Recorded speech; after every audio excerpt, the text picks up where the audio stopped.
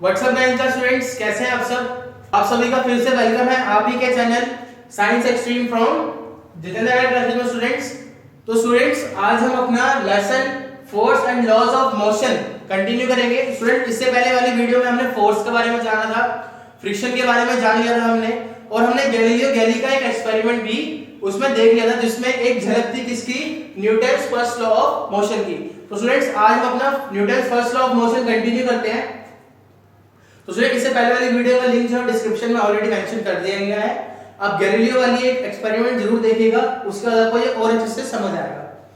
तो students, Newton first law of motion, basically इसको Newton's law of motion क्यों कहा जाता है? इसमें तीन लॉ होते हैं, आपको पता ही होगा, फर्स्ट, सेकंड और थर्ड। आप काफी टाइम सुन रहे हैं।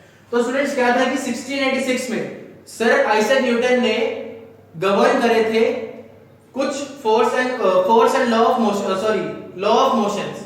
तो उसके अंदर क्या था स्टूडेंट्स कि इन लॉज में बेसिकली जो फोर्स अप्लाइड होती है और उनसे जो एक्सेलरेशन जनरेट होते हैं या फिर रिड्यूस होती है, उनके बेसिस पे उन्होंने ये लॉज को अपना डिस्कवर करा था या फिर वो दिए थे। तो उनको नाम ही दे दिया गया न्यूटन्स लॉ ऑफ मोशन।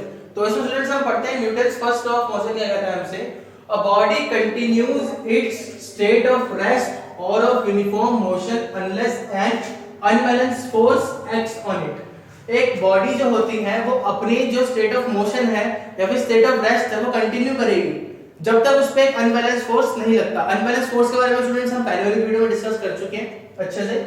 तो स्टूडेंट्स, अनबैलेंस्ड फोर्स क्या होता है? जो फ्लक्चुएट करता है, ठीक है स्टूडेंट्स। तो अब इसमें क्या होता है स्टूडेंट्स, जैसे कि देखिए कि एक बुक है टेबल पर रखी हुई, जब तक मैं उसको पुश या पुल नहीं करूंगा वो अपनी पोजीशन से नहीं हिलेगी। जब तक एक फुटबॉल को मैं किक नहीं मारूंगा वो अपनी पोजीशन से नहीं हिलेगी। जब तक कोई मूविंग ऑब्जेक्ट को मैं भारी फोर्स नहीं लगाऊंगा वो नहीं रुकेगी। मैंने इससे पहले वाली वीडियो में आपको एक एग्जांपल भी दिया था, जिसमें मैंने धनुष से बो से एक एरो को छोड़ दिया, वो थोड़े टाइम बाद क्या है, वो रुक जाएगा। क्यों? क्योंकि उसके अंदर ग्रेविटेशनल फोर्स एक्ट कर रहा है, जो ग्रेविटेशनल फोर्स है वो खींच रहा है।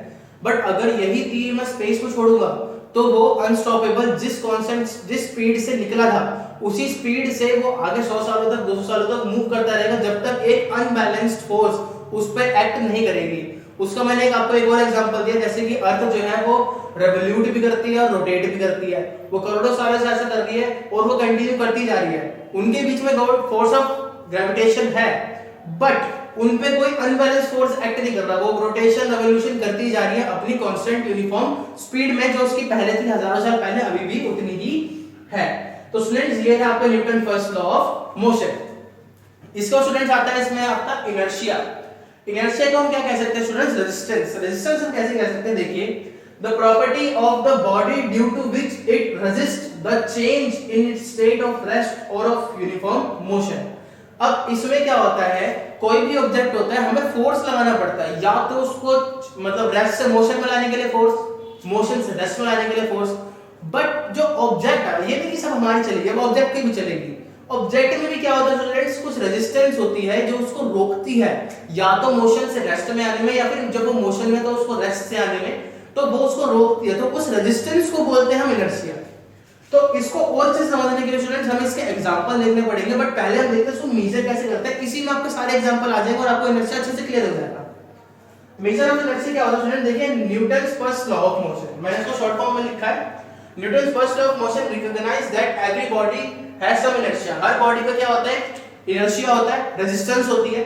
अब आपको अच्छे से समझ आ जाएगा, if a body has large mass has more inertia. अगर किसी बॉडी का ज्यादा मास है, मतलब वो ज्यादा हैवी है, तो उसका इनर्शिया ज्यादा होगा। तो इस तरीके से हमें पता लगता है, it implies that heavy objects have more inertia than lighter objects. Higher objects में क्या होता है, हैवियर ऑब्जेक्ट्स में क्या होता है कि इनर्शिया जो होता है वो ज्यादा होता है लाइटर ऑब्जेक्ट से। फॉर एग्जांपल, मैंने एक फुटबॉल ली, उसी के साइज का मैंने एक स्टोन लिया, दोनों का साइज और शेप दोनों एक ही है, बट मास दोनों का अलग अलग है। एक पर्सन ने फुटबॉल को किक मारा, एक पर्सन ने उसको स्टोन को किक मारा। फुटबॉल जो है वो बहुत दूर गई, फोर्स दोनों का सेम ही था, बट जो आपका बॉल थी वो क्या हुई, कुछ दूरी तक ही गई। क्यों? क्योंकि उसका जो मास था वो ज्यादा था, तो वो फोर्स को क्या करेगी, ज्यादा रेजिस्ट करेगी, जबकि बॉल जो है वो आगे ज्यादा आगे तक चली जाएगी। इसका हम एक एग्जांपल और लेते हैं। ये तो आपका था रेस्ट से मोशन में। अब हम करते हैं मोशन से रेस्ट में जब आएगी तो क्या होगा। मान लीजिए दो बॉल है, एक लेदर की और एक कॉस्को की। अब दोनों का साइज क्या होता है, करीबन लेदर की थोड़ी सी बड़ी होती है। मैं कहता हूं मेरे कॉस्को की ऐसी बॉल है जो लेदर के साइज की है। अब वो आ रही है आपके पास 130 किलोमीटर पर आवर की स्पीड से। अब कॉस्को की बॉल जो होगी वो क्या होती है, वेट में उससे 10 टाइम्स हल्की होती है, तो उसको रोकने में आपका रेजिस्टेंस क्या होगा, कम लगेगा। बट आपकी जो फोर्स ज्यादा किसमें लगेगी, लेदर की बॉल में। तो वो लेदर की बॉल जो है आपको रेजिस्ट करेगी कि मुझे मोशन में रहने दो, रेस्ट में मत लाओ। तो आपको फोर्स भी क्या होगा, ज्यादा लगाना पड़ेगा। तो इस तरीके से स्टूडेंट्स आपको इनर्शिया भी अच्छे से क्लियर हो गया होगा। इनर्शिया क्या मतलब होता है, रेजिस्टेंस। कोई भी बॉडी क्या करती है, रेजिस्ट करती है अपने आप को। अब इस तरीके से हम स्टूडेंट देखते हैं कि types of inertia of body की अलग अलग बॉडीज की अलग अलग इनर्शिया होती है। मतलब जैसे देखिए पहला inertia of rest, inertia of motion, inertia of direction. अब जब रेस्ट से मोशन में आए तब, जब मोशन से रेस्ट में आए तब, और एक होता है आपका डायरेक्शन। तब हमें तीनों को लाइन वाइज पढ़ते हैं। तो सबसे पहले हमारे सवाल आता है इनर्शिया ऑफ रेस्ट। तो रेस्ट मतलब देख के स्टूडेंट समझ गए हो गया कि जब वो रेस्ट से मोशन में आता है, जब वो आपका रेस्ट से मोशन में आ रहा है। ठीक है स्टूडेंट्स। अब इसमें क्या है कि इसको एग्जांपल्स में हम इसको समझते हैं। Backward falling of a passengers as the bus start suddenly. जैसे ही आपका कोई भी कार या बस होती है, आप पैसेंजर्स बैठे होते हैं, जैसे ही वो एकदम से वो स्पीड में आती है, मान लो अचानक से उसे अगर रेस दे दी और वो आगे बढ़ गई, तो क्या होता है आपका, इस तरीके से वो बैकवर्ड फॉल करते हैं। वो क्या होते हैं, बैकवर्ड फॉल करते हैं। इसका एक एग्जांपल और देता हूं। बाइक पे स्टंट करते हैं, व्हीली करते हैं, तो व्हीली में क्या होता है, क्या वो धीरे धीरे ले जाके करते हैं। एक होता है आपका धीरे धीरे ले जाके करना, एक स्पीड पे आके फिर आप व्हीली करते हो, और एक होता है खड़े खड़े स्टार्टिंग में एकदम से रेस दे दी, तो वो क्या होता है, वो बैकवर्ड फॉल होता है। क्यों, क्योंकि वो एकदम से रेस्ट से मोशन में आता है तो वो पीछे जाएगा। ठीक है ना, रेस्ट से जब वो मोशन में आ रहा है तो वो पीछे फॉल करता है। और falling of dust particles on beating carpet with stick. अब आप क्या करते हो, एक हैंगर लेते हो, हैंगर पे आपने टांग दिया कारपेट। अब कारपेट को किससे करा आपने, डंडे से बीट करा, उसको मारा। अब आप जब देखेंगे कि जब डंडे से आपने उसको मारा तो कपड़ा कहां चला गया, पीछे। बट डस्ट पार्टिकल्स क्या थे, रेस्ट के पोजीशन में थे, और रेस्ट की पोजीशन में ही रहना चाहते हैं। तो कारपेट गया पीछे, डस्ट पार्टिकल्स हवा में तो रहेंगे नहीं, वो गिर गए आपका नीचे। तो आपका मैट से आपने डंडे से आपने मैट को मारा, डस्ट पार्टिकल रेस्ट में थे, वो रेस्ट से आके सीधा नीचे गिर जाएंगे। इस तरीके से आपकी डस्ट भी रिमूव हो गई और आपने मैट की पिटाई भी कर दी। ठीक है। अब थर्ड आपका falling of mangoes on shaking branch of a mango tree. अब जैसे कि मान लीजिए आप कुछ ट्रीज को हिलाते हैं, भाई आप तो बेसिकली कह सकते हैं कि इतना नहीं कर सकते। जैसे एनिमल्स होते हैं, वो क्या करते हैं, हाथी हो गया, वो एकदम से पेड़ को हिलाते हैं, सारे फल नीचे गिर जाते हैं। हम भी कर सकते हैं, बट ये नहीं कि हमने हिला के पूरे फल गिरा दिए।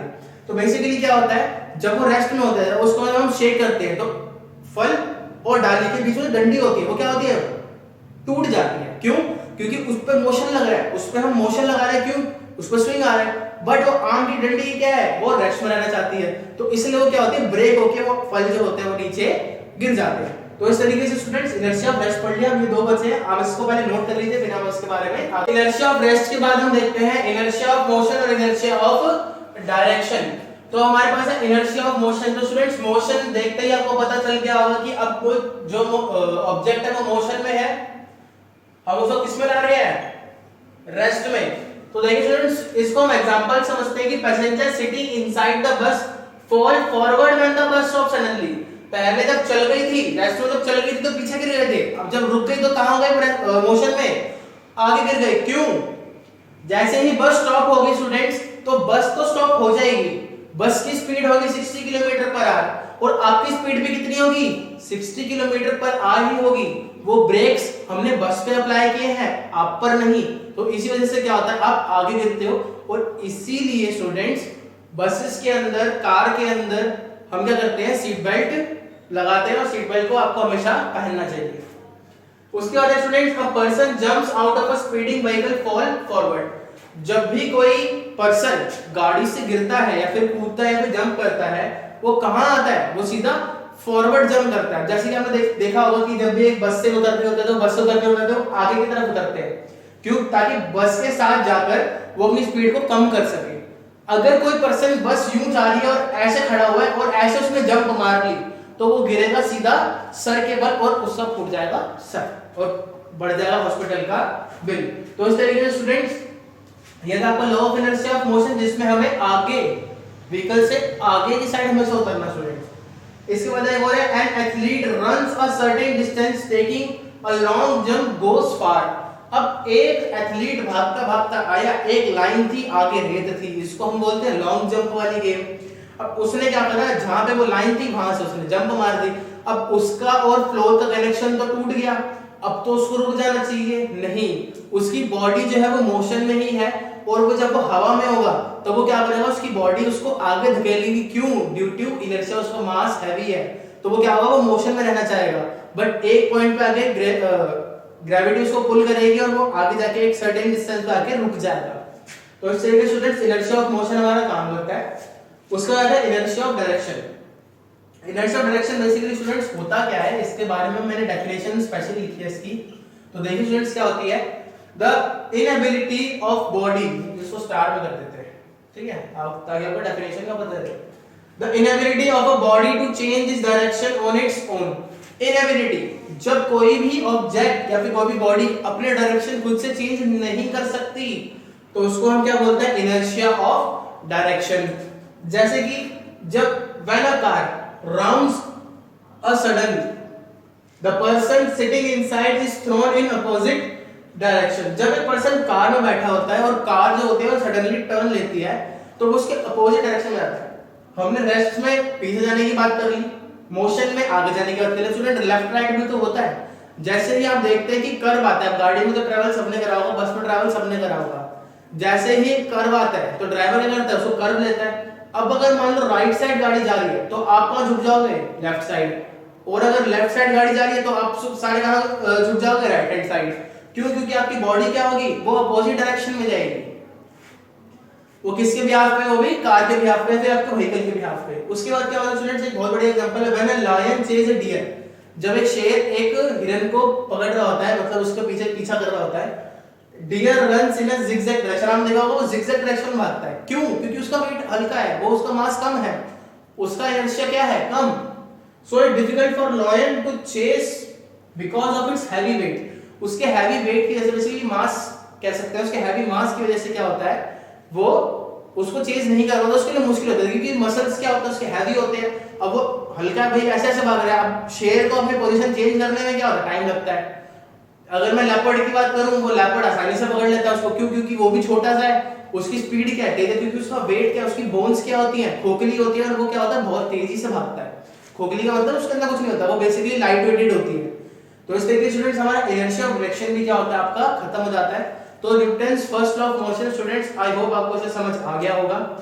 तो आप इस वीडियो को ज्यादा से ज्यादा देखिए, अपने फ्रेंड्स के साथ शेयर कीजिए, क्योंकि फर्स्ट लॉ ऑफ मोशन बहुत बेसिक चीज होती है। इसका सेकंड की वीडियो लाएंगे, थर्ड की वीडियो लाएंगे स्टूडेंट्स, और इससे पहले वाली वीडियो डिस्क्रिप्शन में आज मेंशन है, उसको जरूर देखिएगा।